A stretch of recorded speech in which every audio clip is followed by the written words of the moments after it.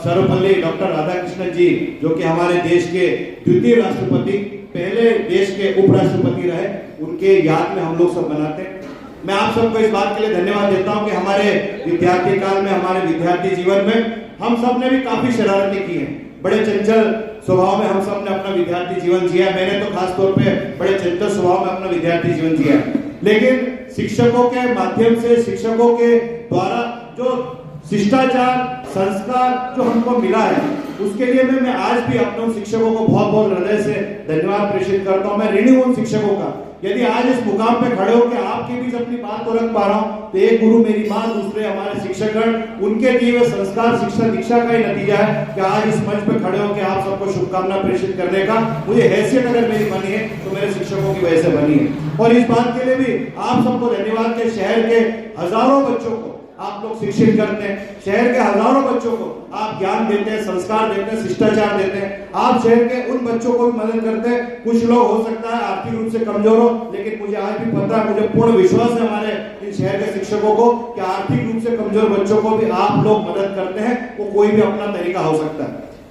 मैं जब शिक्षा जगत में जुड़ा तो मैंने भी शिक्षा जगत में जुड़ के शिक्षकों के लिए अपनी बात को रखना प्रारंभ किया। मैं खुद एक शिक्षक भी रहा हूं।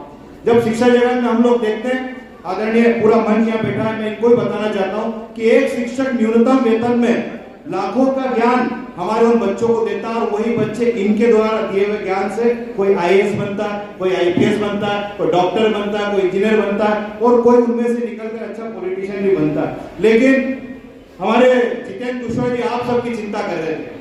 जितेंद्र कुशवाहा जी ने इस बात की मांग रखी है कि न्यूनतम वेतन शिक्षकों का भी होना चाहिए, कि कम से कम एक वेतन इनका फिक्स होना चाहिए कि इतना वेतन इनको मिले, ताकि शिक्षक भी अच्छे से अपना जीवन भी, अपना परिवार का भरण पोषण भी कर सके। पर देखिए, फिर भी आपने ताली कमजोर हो जाए। जितेंद्र कुशवाहा जी के लिए एक बार जोरदार ताली बजाइए, आपके हक के और अधिकार की बात करिए। देखिए, नागदा नगर पालिका परिषद के लिए संतोष ओपी गहलोत जी हमारी बहन है।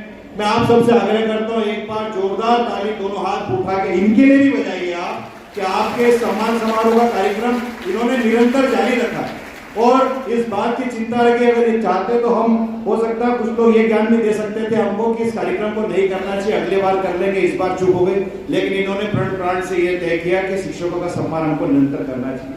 आप वो शिक्षक हैं जो एक पानी के मटके को बनाते हैं, पकाते हैं, तैयार करते हैं, और उसमें से जो ठंडा, मीठा, स्वादिष्ट, शीतल जल मिलता है, उसे एक विद्यार्थी ग्रहण करता है। मान के चलिए एक विद्यार्थी मटका है, उसके अंदर आप एक ज्ञान भरते हैं, तपाते हैं, उसे पकाते हैं, और वही मटका अपने ज्ञान के सागर से फिर समाज की सेवा में विभिन्न क्षेत्रों में जाता है और अपना योगदान देता है। आपको इस बात के लिए भी धन्यवाद। मुझे पूर्ण विश्वास है नागदा के युवाओं पर, क्योंकि आपकी दी हुई शिक्षा के माध्यम से हमारे शहर का युवा विभिन्न क्षेत्रों में जाकर भारत के निर्माण के लिए, समाज के निर्माण के लिए, नेशन फर्स्ट के लिए अपना काम कर रहा है। ये भी मुझे विश्वास है, क्योंकि ये भी अगर कोई कर दिखाता है तो आप सब शिक्षक लोग करके दिखाते हैं। आज के इस गरिमामय कार्यक्रम में मैं उपस्थित हुआ और मेरी सब बातों को रखने का अवसर नगरपालिका ने दिया। नगरपालिका को धन्यवाद, और मेरी सारी बातों को आप सबने सुना। मैं हृदय से आप सब